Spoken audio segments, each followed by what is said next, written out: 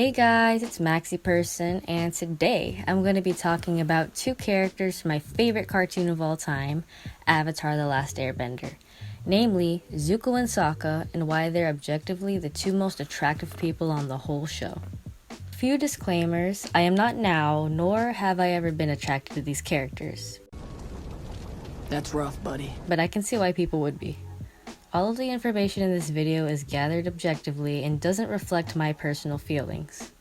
I should also mention that when I say attractive, I don't mean attractive in the ATLA community. I'm talking about attractive within the world of Avatar. There are also some characters that are close runner-ups to Zuko and Sokka, but I'll mention why they aren't top tier later in this video. First, to prove my point that Sokka and Zuko are desirable in the Avatar world, I want to name the names of the girls that were attracted to each. Zuko has had quite a few.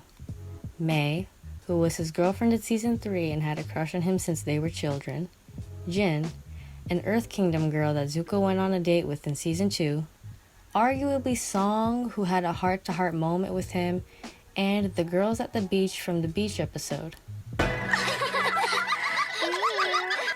Some might try to say that Zuko was more attractive than Sokka in the Avatar world, but I would go as far to say that they're at the same level. Girls that displayed attraction towards Sokka were Suki, a powerful Kyoshi warrior that ended up being his girlfriend in Season 3, Yue, a beautiful, kind-hearted princess from the Northern Water tribe, Ty Lee, who was even an enemy. Was it just me, or was that guy kinda cute? And the girls from the Haiku class. Oh, one that I forgot to mention was Toph. Toph has shown attraction towards both Sokka and Zuko, and in the duration of the whole show, I haven't seen her display attraction towards anyone else besides those two. Who are you? Where are the men who ambushed us? There were no men. We ambushed you. Every character in Avatar: The Last Airbender has had some sort of character development, and Zuko and Sokka's character development arcs have arguably made them more attractive. Let's start with Zuko. The ATLA community all agrees that Zuko got hotter in Season 2 because he cut off his ponytail and began to have shorter hair. It's also worth mentioning that the first time a girl has showed attraction to Zuko is in Season 2. I personally don't think his ponytail and his attraction level are heavily directly correlated. I think it has to do with the fact that after Season 1, Zuko was forced to live in hiding since the Fire Nation was tracking him, and this slowly taught him humility.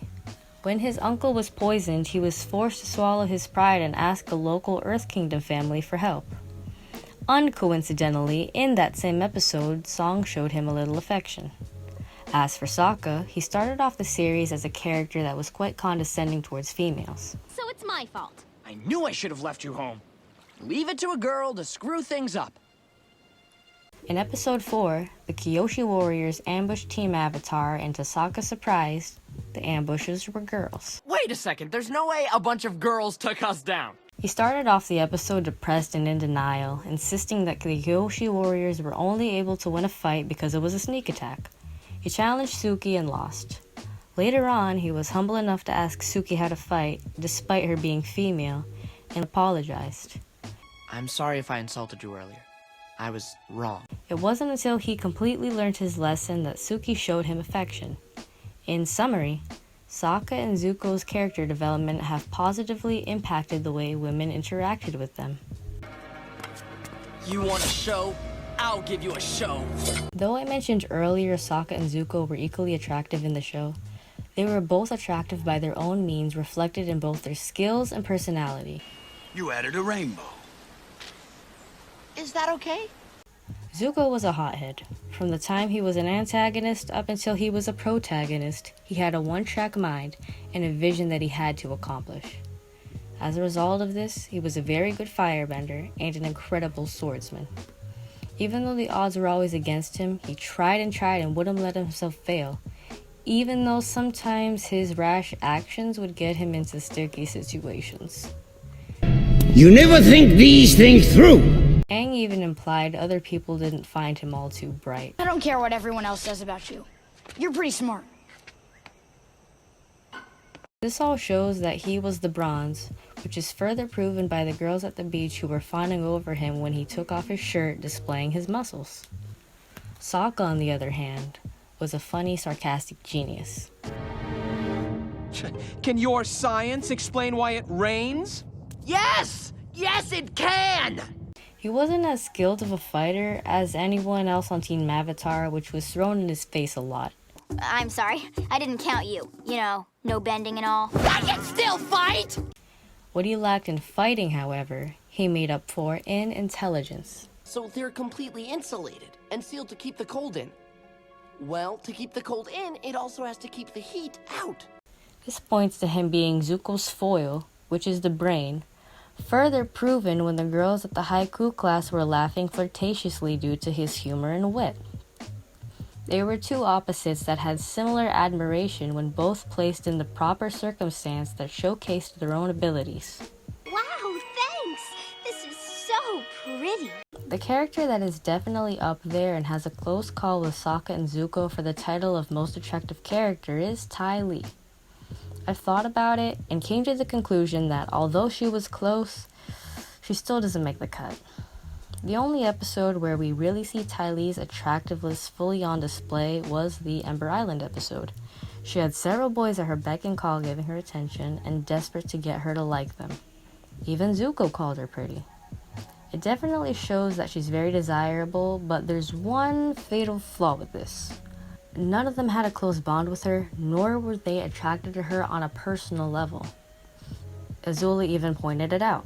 Those boys only like you because you make it so easy for them. You're not a challenge, you're a tease. It's not like they actually care who you are. Though she said it because she was jealous, her words still held water. None of the boys truly liked her. They only liked her because she acted a specific way to gain their interest. Look, if you want a boy to like you, just look at him and smile a lot and laugh at everything he says, even if it's not funny. The other character I would like to give an honorable mention to is Azula. In the ATLA community, she's probably considered the most attractive female on the show. In the show's world, however, again, she's only seen to have a love interest in the beach episode, and she only has one, which is also built on a flimsy foundation. Well, that sounds really shallow and stupid. Let's try it. You could argue that no one shows attraction to her because she's the Fire Nation princess, and doing so would be a lack of respect. But even when no one knew who she was treated the same as any other girl. I'm sure they're just intimidated by you. Ty Lee said it best. She was too intimidating to be seen as a romantic interest for anyone. You and I will be the strongest couple in the entire world. We will dominate the Earth! In conclusion, this was my analysis as to why Zuko and Sokka were the hottest characters on ATLA. They're both extremely well written, and I love their dynamic, especially in the Boiling Rock episodes. I hope you guys enjoyed this video, and comment down below who your favorite ATLA character is. Like this video and subscribe if you'd like to see more content like this, and I'll see you in the next one.